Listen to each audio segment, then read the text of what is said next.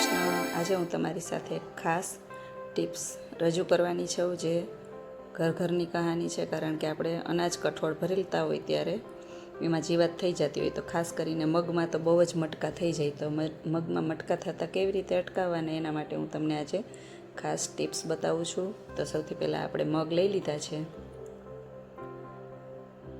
એને આપણે એકદમ સરસ ચાળીને ચોખ્ખા કરી નાખશું। મગને જે કચરો હોય એ બહાર કાઢી નાખશું। મિત્રો, હજી સુધી ચેનલમાં નવા હોય અને સબસ્ક્રાઈબ ન કર્યું હોય તો પ્લીઝ સબસ્ક્રાઈબ ચોક્કસ કરી દેજો, કારણ કે હું કાંઈ પણ ટિપ્સ અથવા રેસીપી મૂકું તો સૌથી પહેલાં તમને નોટિફિકેશન મળી જાય અને તમને જોવા મળે। જો આ રીતે મગ આપણે ચારી લઈશું એટલે ઝીણા મગ અથવા કાકરી કે કાંઈ પણ કચરો હોય એ નીકળી જાય।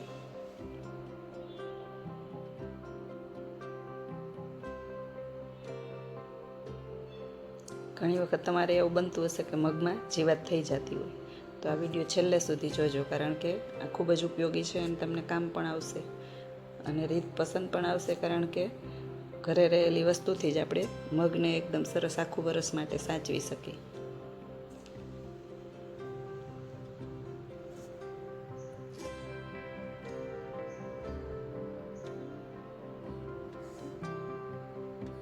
આ રીતે ચારીને આપણે ઝીણા મગ અથવા કચરો હોય એ કાઢી લેવાના છે। જો આની પહેલાં એ તાવડી કેવી રીતે વારંવાર તૂટી જતી હોય તો એને કેવી રીતે સાચવીને એ વિડીયો મેં મૂક્યો છે, તો એ બધાને ખૂબ જ પસંદ આવ્યો છે। તો આમાં પણ તમે જોજો, મજા આવશે તમને અને ખૂબ જ કામ પણ આવશે।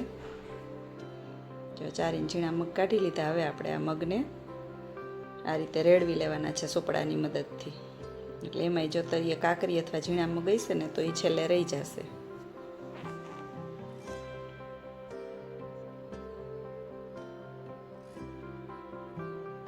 રેડવતા ન આવડતું હોય ને તો વીણી લેવાની કાકરી, તો આપણે આમાં પડવાનું નહીં।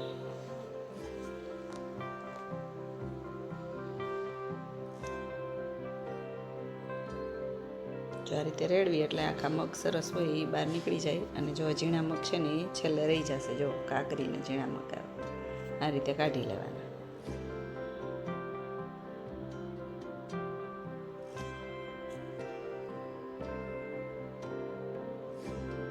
તો મગ આપણે એકદમ સરસ ચોખ્ખા થઈ ગયા છે।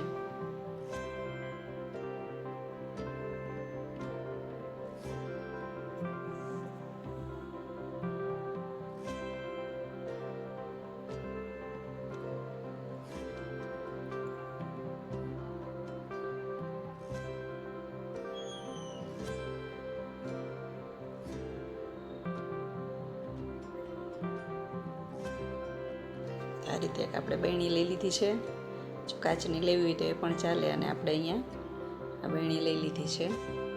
તેમાં હવે આપણે સૂકી લાલ મરચી છે ને એ લેવાની છે, કારણ કે એ જીવાતને અટકાવે છે અને જરાય જીવાત નહીં થવાથી તમારે આખું વર્ષ સુધી એવી ને એવા મગ રહેશે। ચોખામાંય તમે આ રીતે એડ કરી શકો। અને જો આ તળીએ આપણે મરચી નાખી દીધી છે, પછી હવે ઉપરથી થોડાક મગ એડ કરી દેવાના।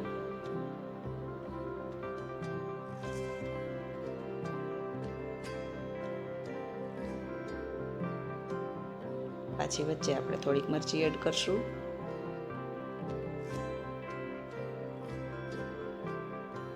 કારણ કે ક્યાંય વચ્ચે જીવાત ન થાય એનું આપણે ખાસ ધ્યાન રાખવું પડે, આખું વરસ સાચવવા હોય એટલે। ઉપરથી પાછા મગ એડ કરી દેવાના છે।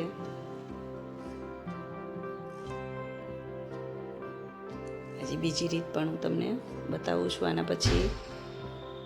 જો આ રીતે મગ ભરી લીધા આપણે, હવે ઉપર પાછી આપણે મરચી નાખી દેવાની છે અને સરસ પેક કરીને બહેણીને આપણે રહેવા દઈશું। જ્યારે કાઢી ચોમાસામાં ખાસ કરીને જ્યારે ખોલીને ત્યારે ખાસ એ ધ્યાન રાખવાનું કે આ બહેણીને આપણે ખુલ્લી ન રહી જવી જોઈએ, અત્યારે તો આપણે તપાવીને જ ભર્યા હોય।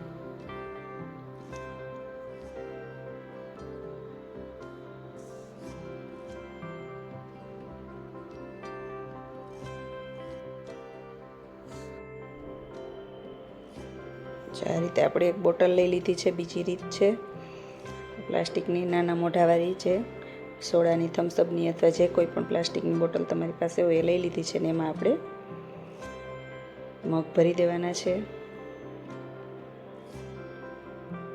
અને આ લઈ લીધું છે આપણે મીઠું।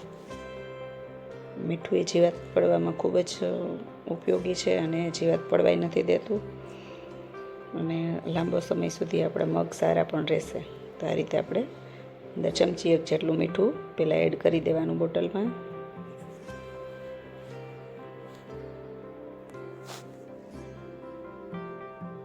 હવે પાછા આપણે મગ ભરી દઈશું.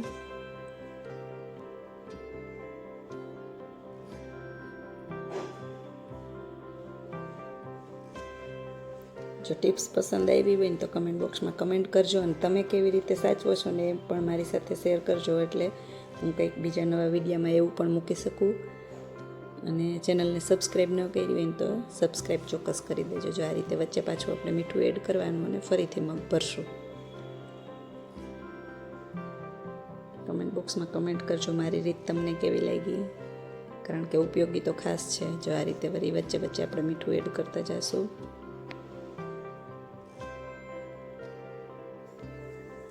ઘણી વખત એવું હોય, ઘણી સારી ટિપ્સ તમારી પાસે હોય ને મને ન ખબર હોય તો પ્લીઝ ચોક્કસ શેર કરજો તમે અને કમેન્ટ બોક્સમાં કમેન્ટ કરજો. જો આ રીતે ઉપર પણ મીઠું આપણે વધારાનું એડ કરી દેવાનું છે અને પછી આપણે બોટલને કરશું બંધ, જરાય હવા ન જાય એ રીતે, કારણ કે જો આનું મોઢું હોય ને નાનું એ ખાસ આપણે ઉપયોગી છે. જો આ રીતે બધી બાજુ મીઠું દેખાય છે, જો તમે જોઈ શકો છો. અને આખું વર્ષ સુધી તમારે એવા ને એવા મગ રહેશે જાણે તમે આજે જ ભર્યા હોય. તો ટિપ્સ કેવી લાગી ચોક્કસ જણાવજો અને કમેન્ટ બોક્સમાં કમેન્ટ કરી દેજો. જો આવી અવનવી ટિપ્સ હું હશે તમારી સાથે શેર કરીશ.